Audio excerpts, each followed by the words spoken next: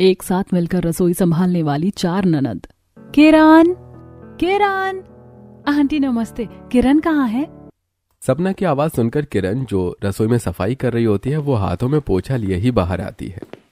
सपना, तू शादी के बाद पहली बार मायके आई है? अंदर आ बैठ, मैं तेरे लिए चाय लेकर आती हूँ। बाहर बहुत ठंड है, रुक मैं अभी तेरे लिए चाय बना कर लाती हूँ। किरण बेटा, क्यों नहीं? शादी के बाद पहली बार दोस्त आई है घर, चाय बनाकर दो, गाजर का हलवा दो, ठंड का समय है। ये नहीं कि शादी का घर है तो थोड़ा काम पर ध्यान दे दे। मैं और मेरी चारों बेटियां मॉल जा रही हैं शॉपिंग करने के लिए, और तुम अपनी दोस्त को देखकर सारा काम धाम छोड़कर बैठ गई। माँ, तुम्हें तो पता है ना कि ये कितनी काम चोर है। इसको तो बस बहाना चाहिए होता है काम ना करने का। एक तो हमें पहले ही इसकी शादी की टेंशन है, ऊपर से इसके नाटक देखो।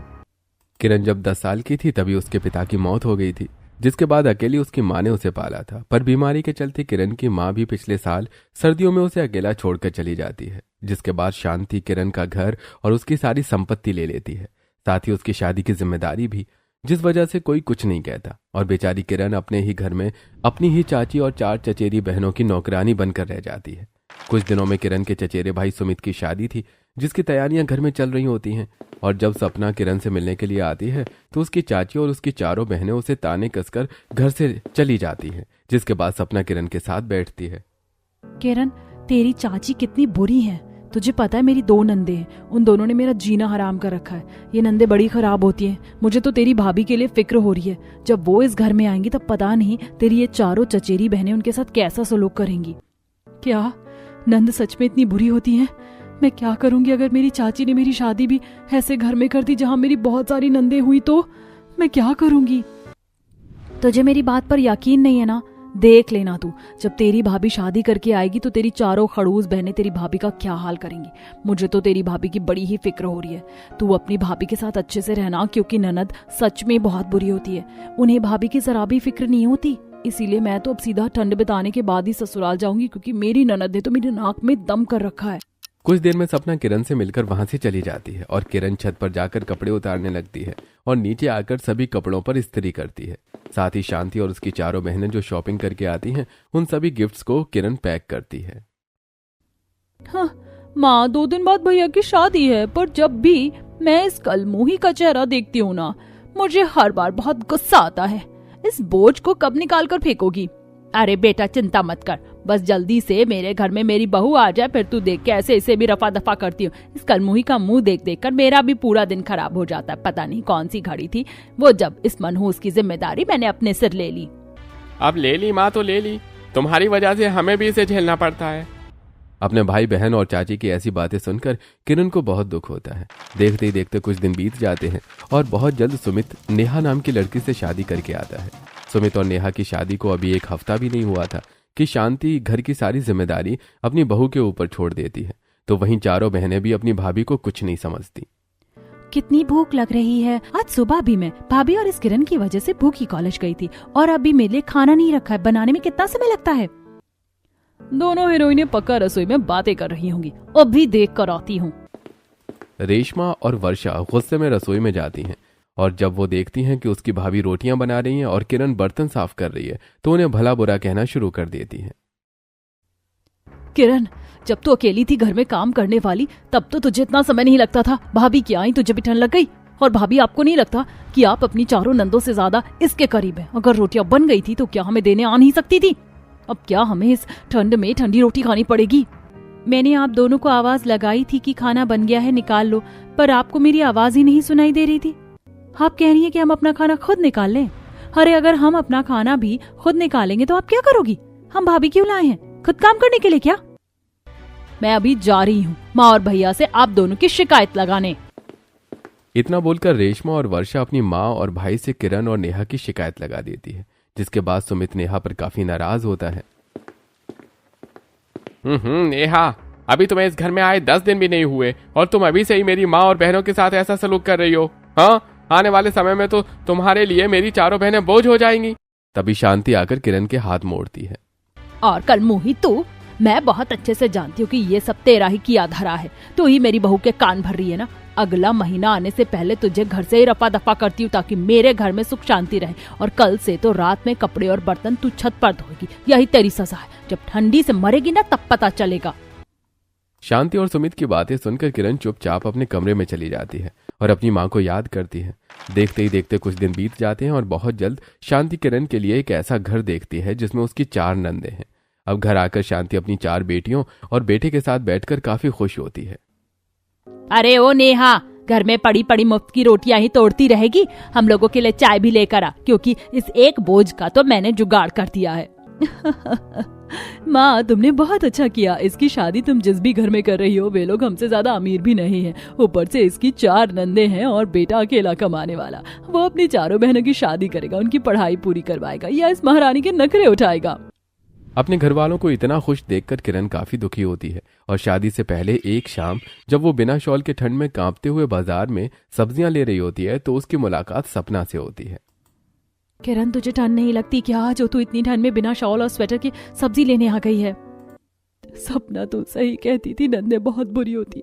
ये मेरी और भाभी की सजा है। हम दोनों एक दूसरे के काम में मदद करवाते, हंसी मजाक करते, और ये चीज मेरी 4 बहनों और चाची को पसंद नहीं आई, इसीलिए उन्होंने ठंड में बिना स्वेटर के काम करने की सजा दी है मुझे और भाभी को। और ये सब कुछ मेरी 4 बहनों की वजह से हुआ। मेरी भाभी की हालत बिल्कुल मेरी तरह हो गई, जबकि वो इन्हीं के परिवार का हिस्सा है। और तुझे पता, मेरी चाची ने मेरी शादी भी ऐसे घर में की जिस घर में मेरी 4 नंदे।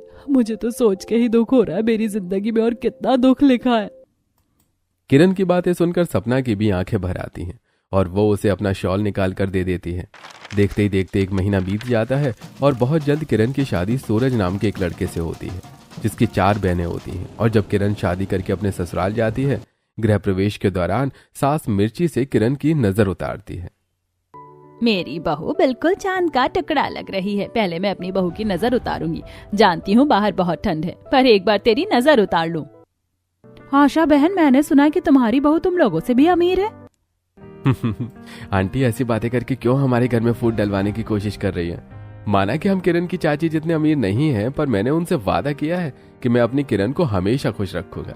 किरण, मेरे होते हुए तुम कभी भी ये मत सोचना कि मैं तुम्हें कभी भी किसी भी दुख का सामना करने दूंगा।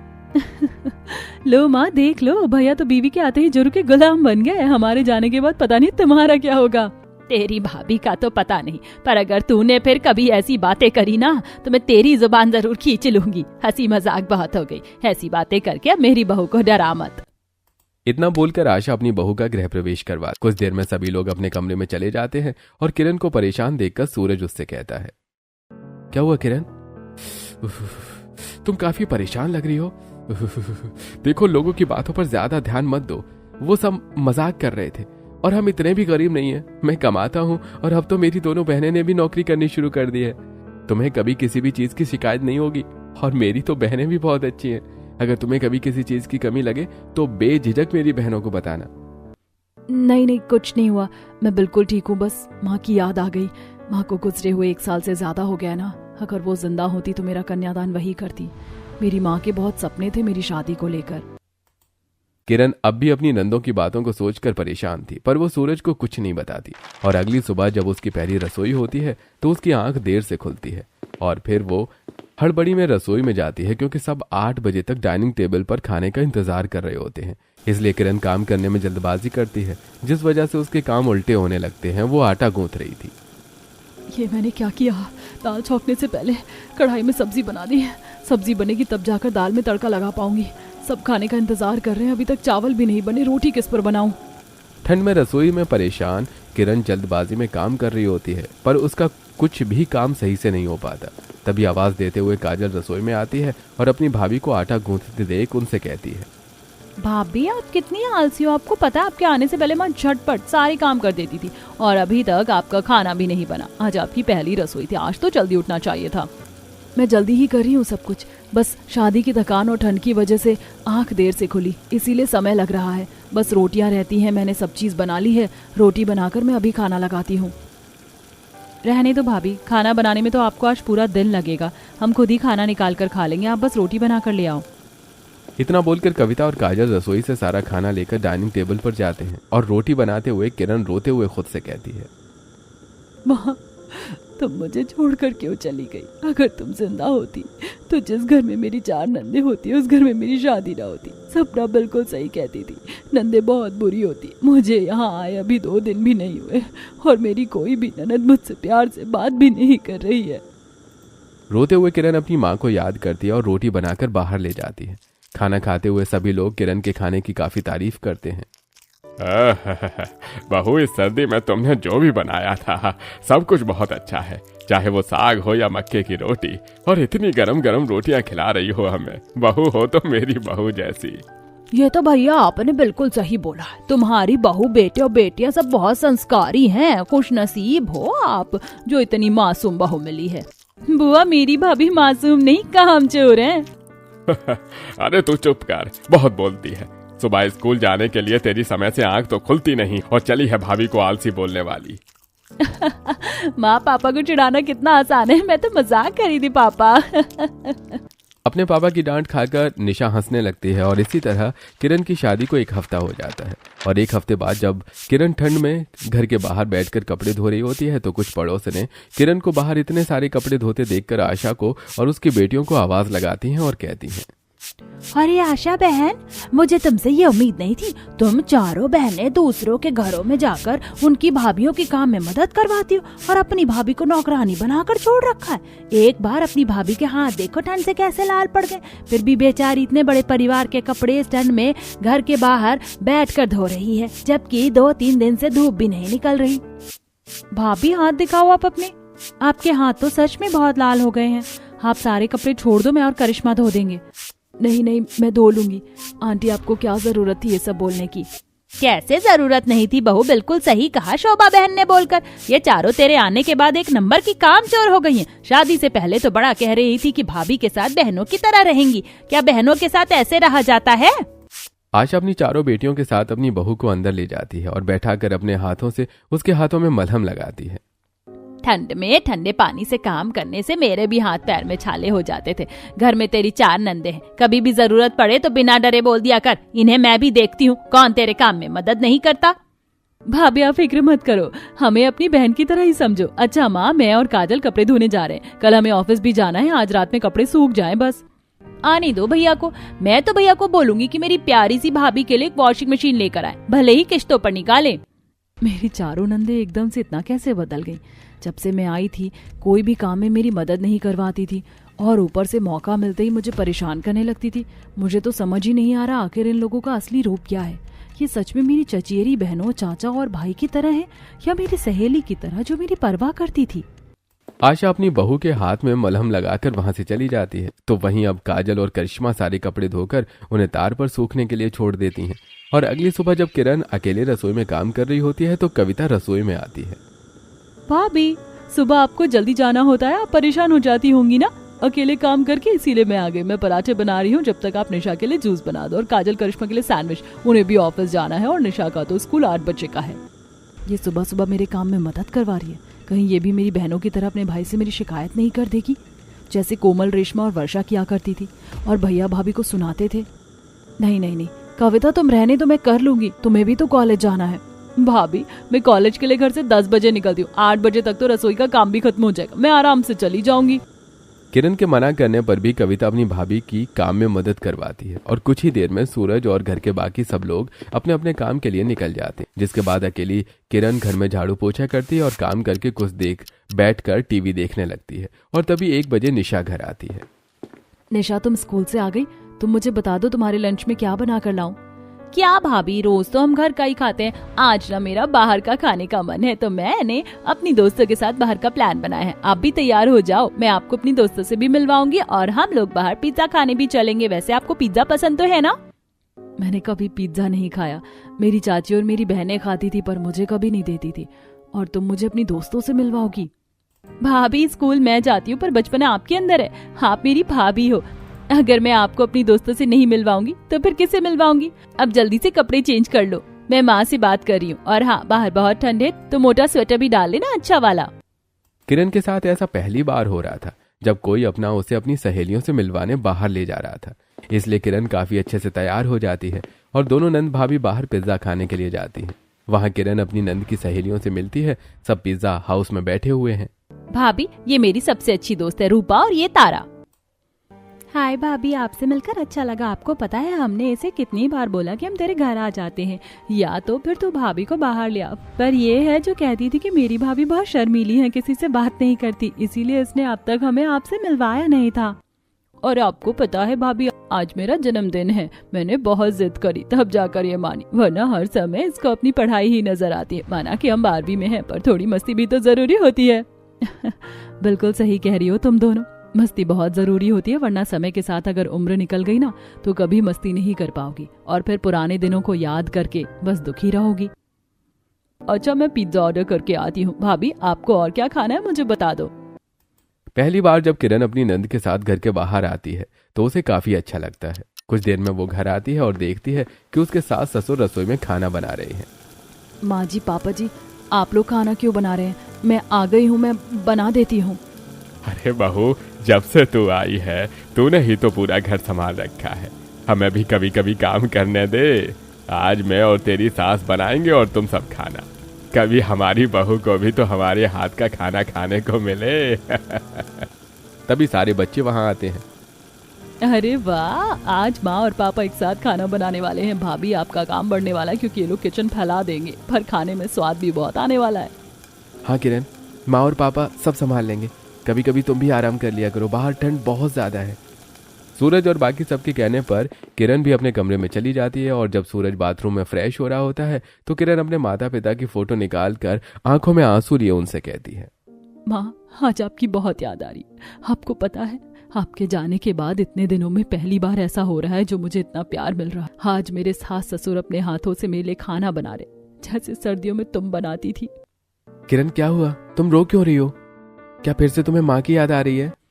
हाँ सूरज, तुम्हें पता है, माँ के जाने के बाद मेरा घर और माँ का जितना भी बैंक बैलेंस था सब चाचा ने अपने नाम कर लिया, और 10 लोगों के सामने कहा कि वो मेरी शादी करवाएंगे। इसीलिए लोग भी उन्हें ही अच्छा समझने लगे, और जब मैं अपनी चाची के साथ रहने लगी तो मेरी चचेरी चारों बहन और भाई ने मुझे नौकरों से भी बदतर रखा। माँ के जाने के बाद कभी मुझे 2 वक्त की सुख की रोटी नसीब नहीं हुई, और जब इस घर में शादी करके आ रही थी उस समय भी मैं बहुत दुखी थी, क्योंकि मेरी चाची ने इस घर में मेरी शादी इसलिए करी थी ताकि मैं दुखों का सामना करूं। पर कहते हैं ना, भगवान जो करता है अच्छे के लिए करता है। सूरज रोती हुई किरण को गले लगाकर कहता है, कोई बात नहीं किरण, तुम्हारे साथ जो बुरा हुआ उन्हें भूल जाओ, क्योंकि अब तुम्हारे साथ हमेशा अच्छा ही होगा। कुछ देर में सूरज और किरण बाहर जाते हैं और सब एक साथ हंसी मजाक करके खाना खाते हैं। इसी तरह देखते ही देखते 1 महीना बीत जाता है, और हर वक्त ठंड में काम करने की वजह से उसकी तबीयत खराब हो जाती है, जिस वजह से वो सुबह उठ नहीं पाती। और सूरज बाहर जाकर सबसे कहता है, माँ पापा, लगता है किरण को ठंड लग गई है, वो सो रही है, मैंने उसे उठाया नहीं। कोई बात नहीं भैया, भाभी को आराम करने दो। हम सबके जाने के बाद अकेली भाभी झाड़ू पोछा, बर्तन, कपड़े, खाना, डस्टिंग, माँ का ख्याल रखना, बाजार जाना, सारे काम करती हैं। वैसे भी आज संडे है, हम सब घर में ही हैं, तो क्यों ना हम सब मिलकर काम कर ले। हम लोगों की तो हफ्ते में 1 छुट्टी हो जाती है, पर भाभी को कभी आराम नहीं मिलता। करिश्मा बिल्कुल सही कह रही है, हम सबको काम पर लग जाना चाहिए ताकि जब भाभी उठेंगी तो उन्हें अच्छा लगेगा। तबीयत खराब होने की वजह से किरण कमरे में सो रही होती है, तो वहीं रसोई में आशा खड़ी होकर खाना बनाती है। साथ ही काजल और करिश्मा कपड़े और बर्तन धोने का काम ले लेती हैं। अब एक बहन छत पर कपड़े धो रही होती है, तो दूसरी बहन घर के बाहर बैठकर बर्तन साफ कर रही होती है। तो वहीं निशा और कविता भी झाड़ू पोछा कर रही होती है। निशा, क्या कर रही हो? मैंने दोनों कमरों में झाड़ू लगा दिया है, हाथ के हाथ पोछा लगा लो ना। निशा पोछा लिए थकी हारी बैठी थी। दीदी यार, कर तो रही हूँ, अभी जीना साफ करा है, मैं थक गई हूँ। पता नहीं भाभी अकेली सारा काम कैसे कर लेती हैं। झाड़ू लगाते हुए कविता कहती है, तेरा कुछ नहीं हो सकता। तुम चारों बहनों से काम नहीं होता। हाँ, मैंने तो अपने कमरे की अलमारी भी ठीक कर दी। सूरज आराम से बैठकर अपनी दोनों बहनों को चिढ़ा रहा होता है। तो वहीं जब छत पर काजल कपड़े धो रही होती है, तो उसकी एक पड़ोसन कपड़े डालते हुए उससे कहती है, क्या बात है काजल, तुम भी कपड़े साफ करती हो, पर मुझे ये समझ नहीं आता इतनी ठंड में तुम लोग छत पर क्यों कपड़े धोते हो। अरे इतना सारा कपड़ा है, मशीन ले लो। बेचारी तुम्हारी भाभी भी ठंड में कांपते हुए सारे काम छत पर ही करती है, वो भी ठंडे पानी से। कल तो उसे खांसी और छींक भी आ रही थी। वैसे तुम्हारी भाभी की तबीयत तो ठीक है ना? दीदी, भाभी की तबीयत ही तो ठीक नहीं है। हमने तो सोच लिया है आज हम पूरे दिन भाभी को आराम देंगे। सारी गलती हमारी है, हम अपनी भाभी का ख्याल नहीं रखते, इसीलिए आज वो बीमार हैं। किरण के बीमार पड़ने पर सभी को काफी बुरा लग रहा होता है। तभी किरण की आंख खुलती है और वो नाइट ड्रेस पर स्वेटर पहने हुए खांसते हुए बाहर आती है और सबको काम करता देखकर सबसे बोलती है, अरे इतनी ठंड हो रही है, आप सब काम क्यों कर रहे हैं? मुझे उठा देते ना, सारी गलती मेरी है। दोपहर के 12 बज गए हैं और मैं सोती रही। करिश्मा कहाँ है? परेशान किरण घर के बाहर जाती है और करिश्मा को बर्तन साफ करता देख उससे कहती है, अच्छू, आप लोगों को हफ्ते में 1 दिन ऑफिस से छुट्टी मिलती है, उसमें भी मेरी वजह से आप सबको काम करना पड़ रहा है। आप लोगों ने मुझे उठाया क्यों नहीं? तो क्या हो गया भाभी, हमें तो हफ्ते में 1 दिन का आराम मिल जाता है, आपको तो वो भी नहीं मिलता। काजल की ऐसी बातें सुनकर किरण को अपने पुराने दिन याद आते हैं, जब वो अपनी भाभी के साथ पूरे दिन काम करती थी और जब कभी वो आराम करती या बीमार पड़ती तो उस पर उसकी चारों बहनें आकर उसे और उसकी भाभी को खरी खोटी सुनाया करती थी। ये लो माँ, तुम्हारी भतीजी और बहू को तो कुछ ज्यादा ही ठंड लग रही है। बाहर मार्केट से हम आए हैं और हीटर चलाकर ये दोनों बैठी हैं।